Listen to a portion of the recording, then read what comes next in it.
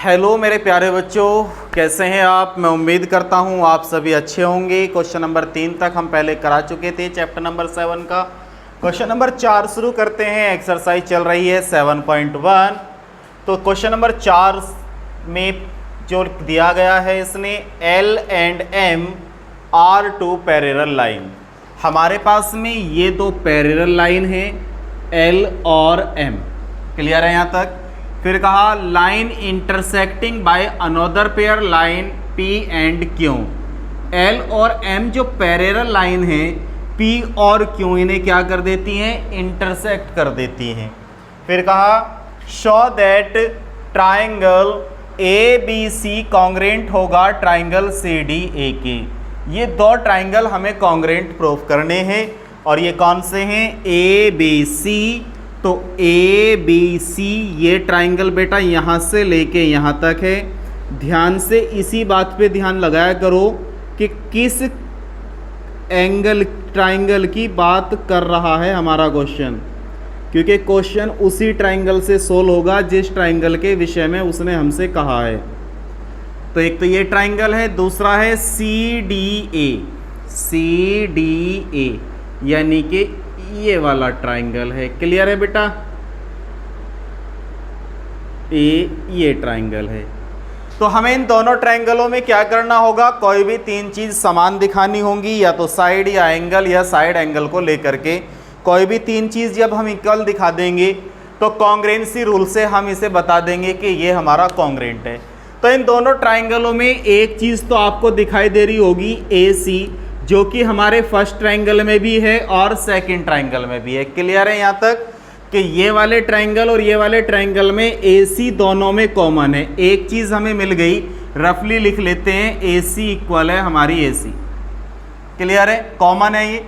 दूसरी चीज हम क्या लिख सकते हैं, आप ध्यान से देखो बेटा, जो एंगल BAC है, BAC और ACD, फिर से देखो BAC ये वाला एंगल, ACD और ये वाला एंगल, ये दोनों क्या होंगे, इक्वल होंगे। क्यों होंगे, क्योंकि ये अल्टरनल एंगल हैं। कौन से एंगल हैं, अल्टरनल एंगल हैं। दूसरी चीज़ हम ऐसे भी समझ सकते हैं कि ये एक जेड की आकृति बन रही है, और बेटा मैंने आपको बताया था जहां एक ऐसे जेड की आकृति सी दिखाई दे रही हो उसके अल्टरनल एंगल क्या होंगे, इक्वल होंगे। कितनी चीज़ें मिल गई, दो चीज़ें। सर प्रूफ करने के लिए तो तीन की ज़रूरत होती है, चलो तीसरी भी ढूंढते हैं।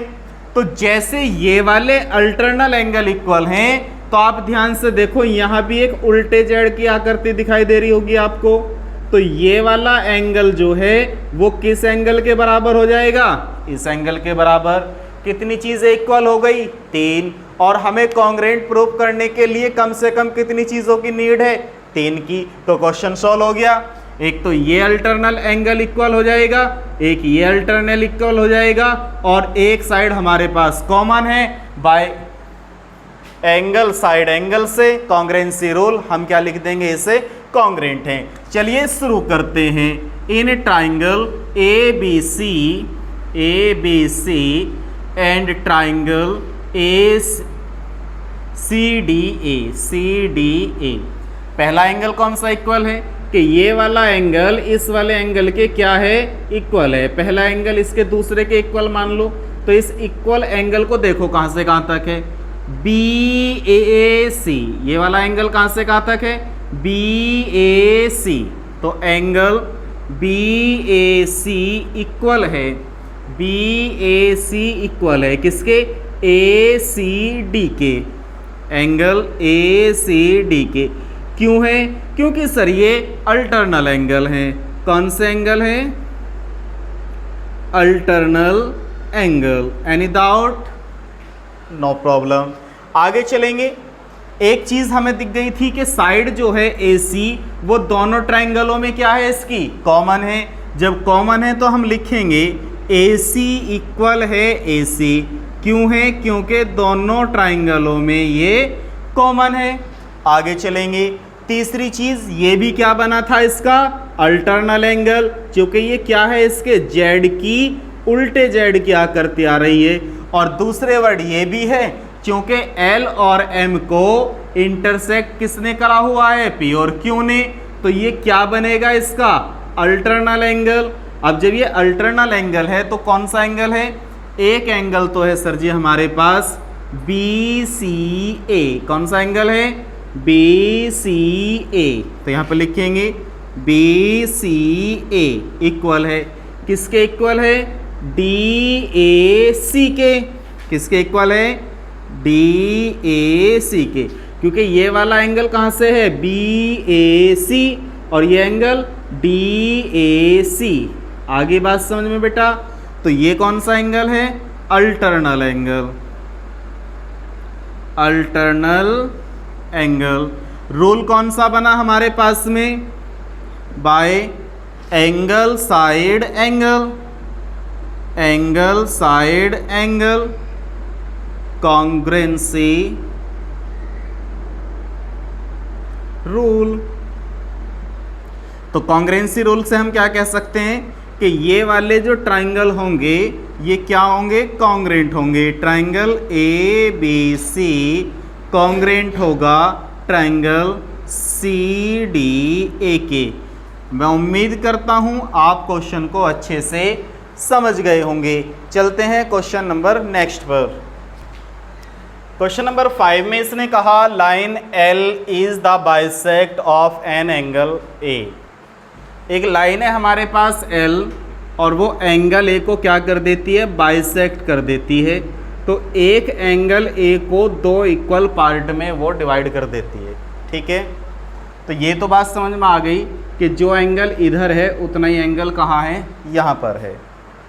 आगे बढ़ते हैं, फिर कहा इसने and B is any point of L, B जो है वो L वाली लाइन पे स्थित है। चलो BP and BQ are, BP and BQ, एक तरफ P हो गया एक तरफ Q हो गया, BP and BQ are perpendicular from B to the arms of angle A।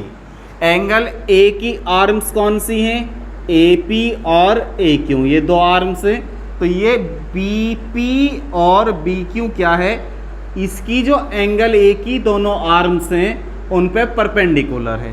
Clear है यहाँ तक। हमें ये करना है शो करना है कि एंगल APB और दूसरा ट्रायंगल है AQB, यानी कि ऊपर वाला ट्रायंगल और एक नीचे वाला ट्रायंगल, ये दोनों ट्रायंगल क्या होंगे कॉन्ग्रुएंट होंगे, ये हमें प्रूफ करना है। चलिए तो हम चलते हैं, सबसे पहले इसका फर्स्ट पार्ट लेते हैं और in triangle APB and triangle AQB में पहुंच जाते हैं। तो हमें ये प्रूफ करना है कि ये दोनों कॉन्ग्रुएंट हैं और कॉन्ग्रुएंट में हमें कोई तीन चीज़ इक्वल हमें इसे शो करके दिखानी पड़ेगी। तो आप नोटिस करो, पहली तो यही शो हो जाती है कि P और Q दोनों 90 डिग्री के एंगल हैं। दोनों कितने डिग्री के एंगल हैं 90 डिग्री के एंगल हैं। तो हम कह सकते हैं कि जो P और Q हैं वो 90 डिग्री के एंगल हैं। तो P एंगल कहाँ से है APB, एंगल APB इक्वल है AQB के, एंगल AQB के। रीज़न दे देंगे एच 90। क्लियर है। और 90 के क्यों है, क्योंकि PB आर्म्स A जो थी और BQ आर्म्स A जो थी इन पे दोनों पे क्या थे, ये परपेंडिकुलर थे। और जब ये परपेंडिकुलर था तो यहाँ पे कितने डिग्री का एंगल बनाएगा 90 डिग्री का एंगल बनाएगा। और इसी प्रकार यहाँ पर भी कितने डिग्री का एंगल बनाएगा, पॉइंट Q पर 90 डिग्री का एंगल बनाएगा। के बाद हम देखते हैं कि एंगल P और Q को हमने 90 शो कर दिया और इन्हें दोनों को इक्वल दिखा दिया। इसके बाद अब चूंकि L लाइन ने क्या किया था, एंगल A को बाइसेक्ट किया था। अब जब L लाइन ने एंगल A को बाइसेक्ट किया था तो ये एंगल इसके क्या होगा, इक्वल होगा। तो अब ये बात समझ आती है कि एंगल PAB इक्वल होगा एंगल QAB के, एंगल क्यू ए बी के। क्यों होगा? क्योंकि line L bisect angle A. Any doubt? तो लाइन एल ने क्या किया था? एंगल ए को बाइसेक्ट किया था। बाइसेक्ट किया था तो फर्स्ट वाले ट्रायंगल का ये एंगल इस एंगल के क्या होगा? इक्वल होगा। तो पी ए बी इक्वल होगा क्यू ए बी के। तो दो एंगल हो गए जी। अब तीसरी चीज क्या है इसमें? हम नोटिस कर रहे हैं ए बी जो है वो फर्स्ट ट्रायंगल और सेकंड ट्रायंगल दोनों में है। तो हम कह सकते हैं ए बी इक्वल होगा ए बी के, और रीजन क्या होगा? कॉमन। क्या होगा रीजन? कॉमन, क्योंकि ये दोनों ट्रायंगलों में कॉमन है। तो अब बाय एंगल साइड के एंगल साइड कौन सा रोल है ये? Congruence role. कॉन्ग्रेंसी रूल से हम कह देंगे कि ये दोनों ट्रायंगल जो होंगे कॉन्ग्रेंट होंगे। ए पी बी कॉन्ग्रेंट होगा ट्रायंगल ए क्यू बी के। अब चूंकि हम ये कॉन्ग्रेंट प्रूफ कर चुके हैं, इस वजह से अब सेकंड पार्ट पे चलेंगे। B P equal B Q. अब बी पी जो है वो इसके फर्स्ट ट्रायंगल में है और बी क्यू जो है इसके सेकंड ट्रायंगल में है। तो by C P C T, और सी पी सी टी की फुल फॉर्म क्या होती है? Corresponding part of congruent triangle are equal. तो हम कह देंगे कि जो इसकी कॉरेस्पॉन्डिंग साइड है वो क्या होंगी? इक्वल होंगी। तो हम कहेंगे बी पी इक्वल होगा बी क्यू के। और सेकेंड पार्ट में हमसे यही बात वो सॉल्व करा रहा था। तो मैं उम्मीद करता हूँ आप काफ़ी अच्छे से इस क्वेश्चन को भी समझ गए होंगे। चलते हैं नेक्स्ट क्वेश्चन पे। चलते हैं क्वेश्चन नंबर 6 की ओर। In figure A C is equal to A E. Question में कहा ए सी जो है वो ए ई के इक्वल है। अब ए सी तो ये है और ए ई ये है। तो हमारे पास जो अभी गिवन है वो है बेटा कि ए सी इक्वल है ए ई के। दूसरी बात, ए बी इक्वल है ए डी के। ए बी इक्वल है ए डी के, तो ए बी इक्वल है ए डी के। फिर इसने हमें दिया है कि angle B A D equal है ई ए डी के, और हमें प्रूफ करना है बी सी इक्वल होगा डी ई। प्रूफ क्या करना है? कि बी सी इक्वल होगा डी। अब समझेंगे बात को। बी सी और डी कहाँ हैं? बी सी है बेटा यहाँ, क्लियर है? तो यहाँ से हमारी साइड बनती है ट्रायंगल की, ये साइड और ये साइड। एक ट्रायंगल तो हो गया हमारे पास ये। फिर कहा डी ई। डी कहाँ है जी?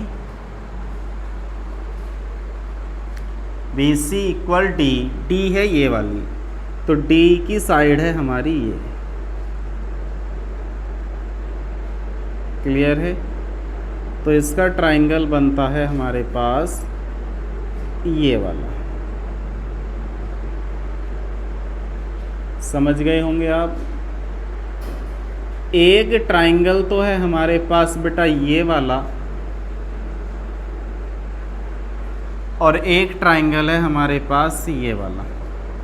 इन दोनों ट्रायंगलों को यदि हम कॉन्ग्रेंट प्रूफ कर दें तो by C P C T से हम कह सकते हैं बी सी इक्वल होगा बी डी के।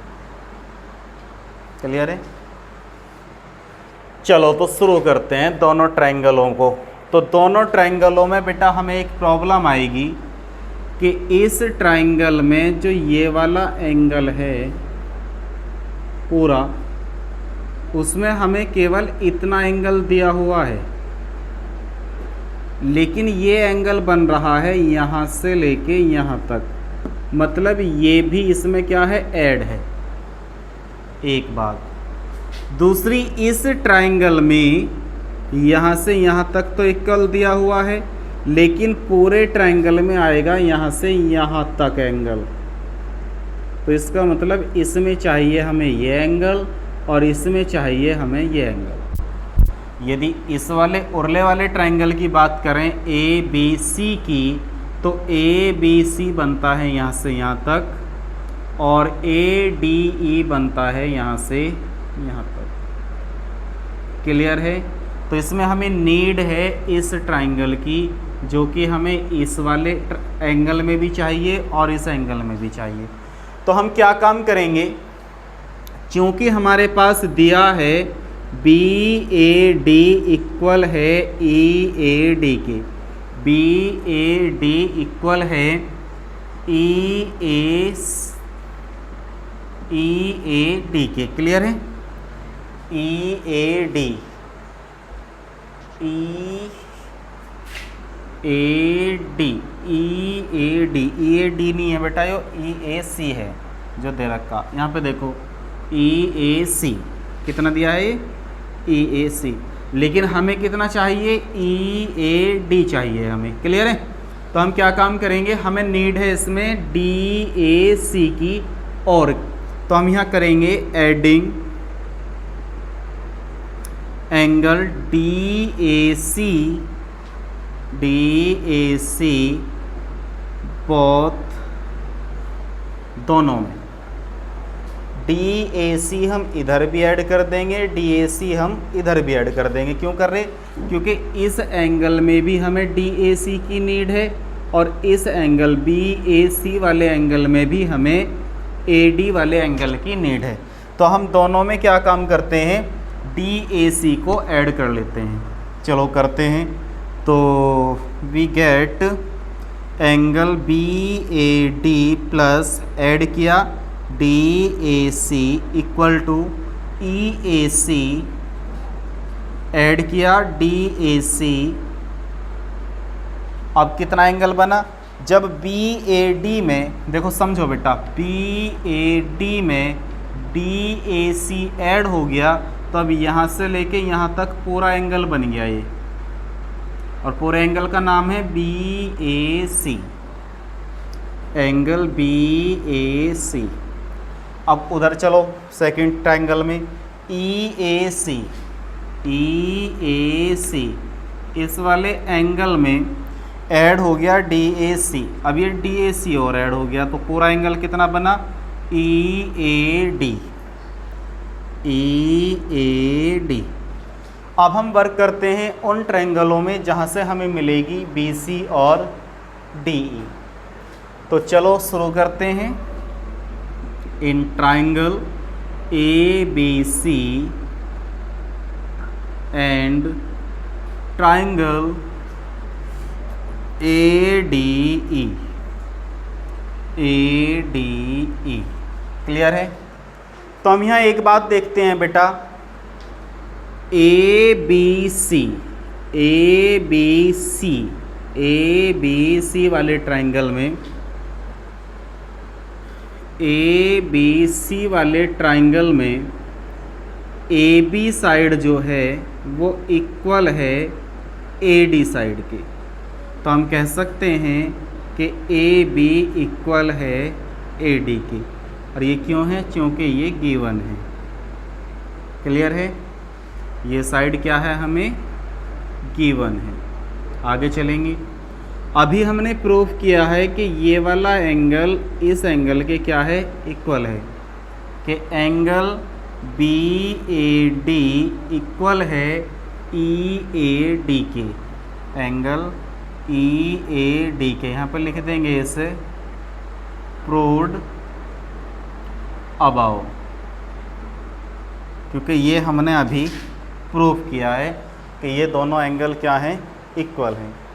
अब साइड हो गई, एंगल हो गई। एक चीज़ और ले लो इसमें, आप देखो बेटा, इस ट्रायंगल में जो फर्स्ट वाला ट्रायंगल है ए बी सी, ये वाला ट्रायंगल, इसकी ए सी साइड जो है ए सी, वो इक्वल है ए डी ई वाली साइड में ए ई के।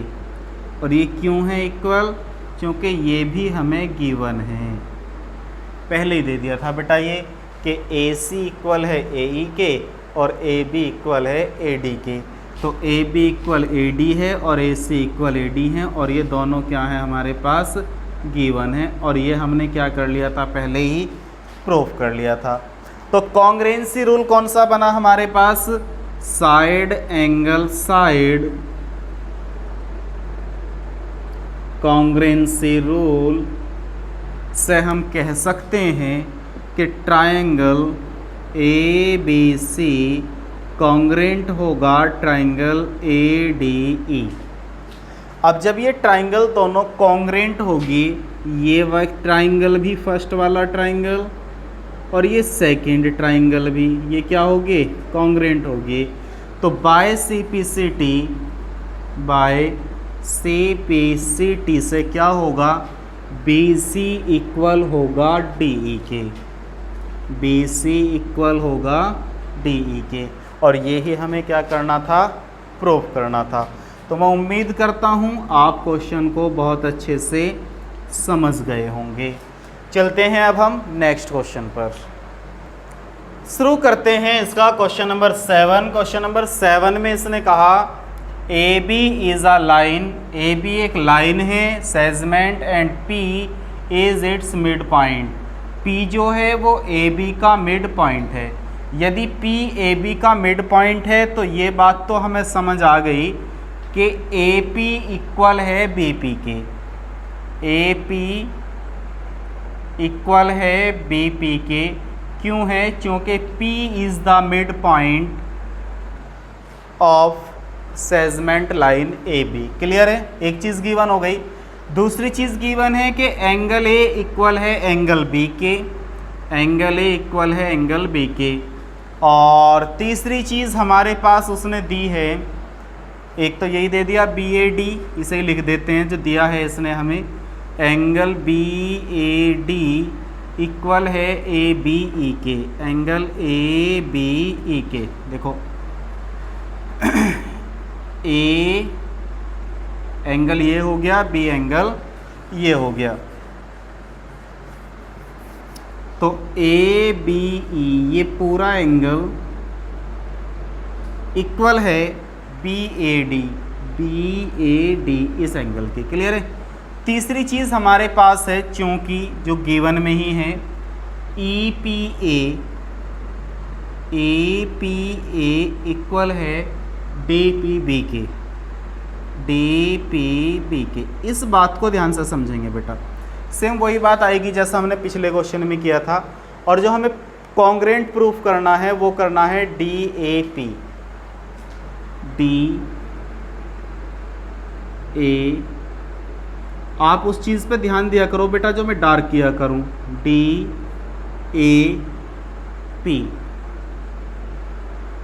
इस ट्राइंगल की बात चल रही है।